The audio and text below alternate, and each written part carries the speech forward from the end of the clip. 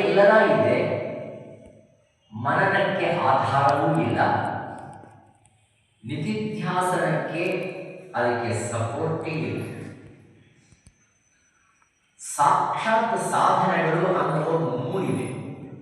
ಪರವಾಗಿರುವ ಸಾಧನೆಗಳು ಒಂದು ಬಾಹ್ಯ ಸಾಧನೆಗಳು ಅಂತ. ಬಾಹ್ಯ ಸಾಧನೆಗಳು ಅಂದರೆ ಪೂಜಾ ಪುರಸ್ಕಾರ, ವ್ರತ, ತೀರ್ಥಯಾತ್ರ ಇವೆಲ್ಲ ಮಾಡೋದು ಬಾಹ್ಯ ಸಾಧನೆಗಳು. ಅವು ಬೇಕು. ಪ್ರಪಂಚದಲ್ಲಿ ಅವುಗಳನ್ನು ಖಂಡಿತವಾಗಿ ದೇಶ ಕಾಲ ಪರಿಸ್ಥಿತಿಗಳಿಗೆ ಅನುಗುಣ್ಯವಾಗಿ ನಮ್ಮ ನಮ್ಮ ಧರ್ಮ ಆಚರಣೆಗೆ ಅನುಕೂಲವಾಗಿ ನಾವು ಅದನ್ನು ಪಾಲಿಸಬೇಕು. ನಿಮಗೆ ನಂಬಿಕೆ ಇದೆಯೋ ನಂಬಿಕೆ ಇಲ್ಲವೋ ಅದನ್ನು ಪಾಲಿಸಬೇಕು.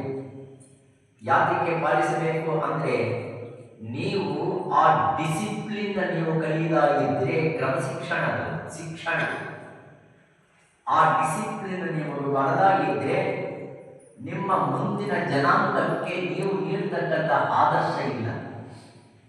ಯದ್ಯತ್ ಆಚರಣೆ ಶ್ರೇಷ್ಠ ತತ್ತದೇವ ಇತರೇ ಜನಾ ಸಯತ್ ಪ್ರಮಾಣ ಕುರುತೆ ಲೋಕಸ್ತದನುವರ್ತತೆ.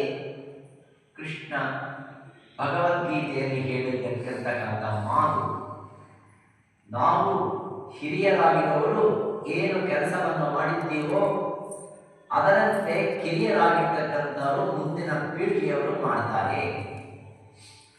ಒಂದಾನೊಂದು ಸಂದರ್ಭದಲ್ಲಿ ಶ್ರೀಕೃಷ್ಣ ಭಗವಂತ 9 ಶತನಾಮಾವಳಿಯನ್ನು ಹೇಳಿ ಪಾದುಕೆಗಳಿಗೆ ನೀರನ್ನು ಹಾಕಿ ಅದಕ್ಕೆ ಪೂಜೆಯನ್ನು ಸಲ್ಲಿಸಿ ಮತ್ತೆ ಮಂಗಳಾರತಿ ಮಾಡಿ ಒಂದು ಪ್ರಸಾದವನ್ನು ನಿವೇದನೆಯನ್ನು ಮಾಡಿ ಆ ಮಂಗಳಾರತಿಯನ್ನು ತಾನು ಸ್ವೀಕಾರ ಮಾಡಿ ಆ ಪಾದ ಉದಕವನ್ನು ಒಂದು ಬಟ್ಟಲಿನಲ್ಲಿ ಕಲೆಕ್ಟ್ ಮಾಡಿಕೊಂಡು ತಾನು ಫಸ್ಟ್ ಸ್ವೀಕಾರ ಮಾಡಿ ನಂತರ ಹೊರಗಡೆ ಬಂದು ರುಕ್ಮಿಣಿ ಸತ್ಯಭಾಮ ಇವೆಲ್ಲರೂ ಕೊಡ್ತಾ ಹೋಗ್ತಾ ಇದೆ.